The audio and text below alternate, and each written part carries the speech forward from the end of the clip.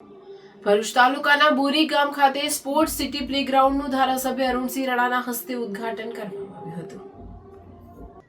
ભરૂચ તાલુકાના બોરી ગામમાં રમતગમતની સુવિધા ઊભી કરવાના ભાગરૂપે સુવિધા સંપન્ન સ્પોર્ટ્સ સિટી પ્લેગ્રાઉન્ડ બનાવવામાં આવ્યું છે, જેનું પૂજન વિધિ સાથે વાગરાના ધારાસભ્ય અરુણસિંહ રાણાના હસ્તે રિબિન કાપી ઉદ્ઘાટન કરવામાં આવ્યું હતું।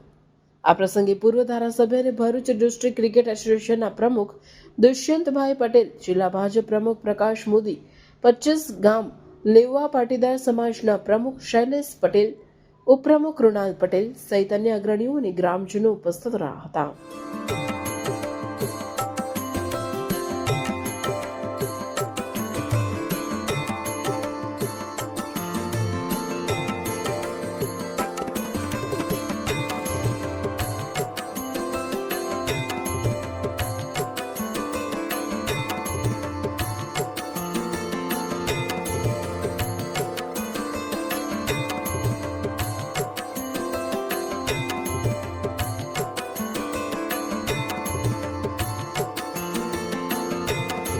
અમે ગામડાના ચિત્રાના બોલથી રમેલા। આજે એવો યુગ આવી ગયો છે કે ભાઈ આટલું સરસ બોરીની અંદર ગ્રાઉન્ડ બને, ગામ નાનું અમતું પણ કામ મોટું, એટલે એમને જેટલા અભિનંદન આપીએ એટલા ઓછા। તેને એમ કીધું છે કે કામ કરો તો એસા કરો, જિંદગી જીઓ તો એસી જીઓ કે પહેચાન બન જાય। જિંદગી જીઓ તો ऐसी जियो की पहचान बन जाए और काम करो ऐसा कि मिसाल बन जाए। तो आ दुष्यंतभाई અને એમના જે ટીમ છે એ ટીમને જેટલા અભિનંદન આપીએ એટલા ઓછા છે। અને જ્યારે માન્ય ધારાસભ્ય બાપુ જેવા આશીર્વાદ આપી દે એવું કહે કે કઈ બી કામ હોય તો બોલજે, એનાથી વધીને બીજું કોઈ વિઝા જોવે જ ના। આટલું કહી દે એટલે કહેવાનો બાબત કે આનું ડેવલપ થશે જ। અને ક્રિકેટ એક એવી ગેમ છે કે કભી ખુશી કભી ગમ, એનું નામ જ એ છે। કેમ કે એક બોલે 6 વાગે તો પબ્લિક ખુશ થઈ જાય અને બીજા બોલે બોલ્ડ થઈ ગયા તો હતાશા થઈ જાય। એટલે કભી ખુશી ગમ વાળી ગેમ છે અને અનિશ્ચિત ગેમ છે। એ મોબાઈલમાંથી બહાર નથી આવતા અને હંમેશા તમે સાંભળ્યું હશે। અને હવે તો ભારત દેશ નહીં, અન્ય દેશો બી જે એડવાન્સ દેશો બી છે એ સોશિયલ મીડિયાને મોબાઈલમાં બેન કરવા માંડ્યા છે કે 16 વર્ષનું બાળક થાય ત્યાં સુધી એને મોબાઈલ આપવો નહીં।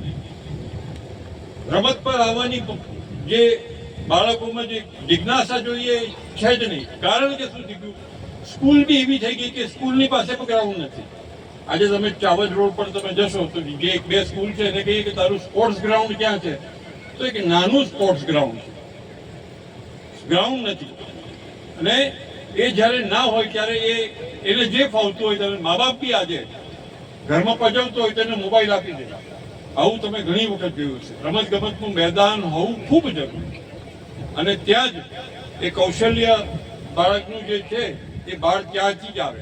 આ ગ્રાઉન્ડ હું માનું ત્યાં સુધી સૌથી સારો એનો ઉપયોગ થાય, વધારેમાં વધારે ક્રિકેટ સારું રમાય। આ લાગણીથી હું માનું છું ત્યાં સુધી આ સરસ સુંદર ગ્રાઉન્ડ તૈયાર થયું છે અને ઘણું બધું શીખવા મળે છે, ગ્રાઉન્ડની અંદરથી શીખવા મળે।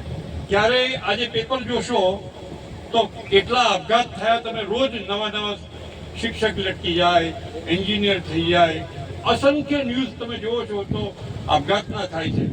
રમત એક એવી વસ્તુ છે જેમાં હાર જીત બંને થાય છે, અને હાર જીત એ સહન કરવાની શક્તિ એ આમાંથી જ મળે છે, બીજી કોઈ જગ્યાએ નહીં મળે।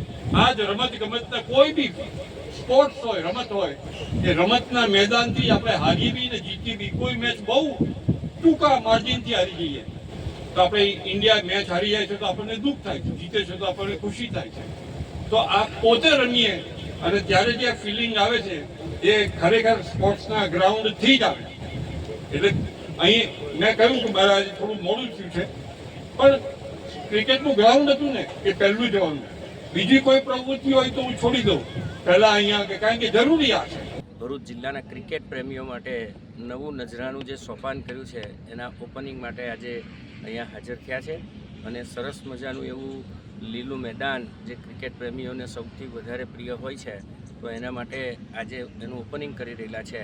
અને આજના દિવસે 2 ક્રિકેટને અહીંયા આગળ આપણે કાર્યરત કરીશું કે જેમાં એક ટેનિસ ક્રિકેટ રમાશે અને સાથે સાથે આપણે લીડર બોલ એટલે કે આપણી સિઝન ક્રિકેટ મેચ અહીંયા રમાશે અને આવનારા સમયમાં ભરૂચ જિલ્લાના તમામ પ્લેયરોને દૂર દૂર સુધી પહોંચાડવા માટે સારું એવું ક્રિકેટ અહીંયા રમાય અને એની સાથે આપણા જિલ્લાના પ્લેયરો આગળ પોતાનું સ્થાન મુકામ પામે એના માટે દુષ્યંતભાઈની અથાત મહેનતના કારણે આજે આપણે આ જે લીલું ગ્રાઉન્ડ જોઈ રહેલા છે એનું આજે આપણે સોપાન કરી રહેલા છે અને અનેક મહાનુભાવોની હાજરીમાં આપણે આજે આખા ભરૂચ જિલ્લાને આ ગ્રાઉન્ડ સોંપીશું.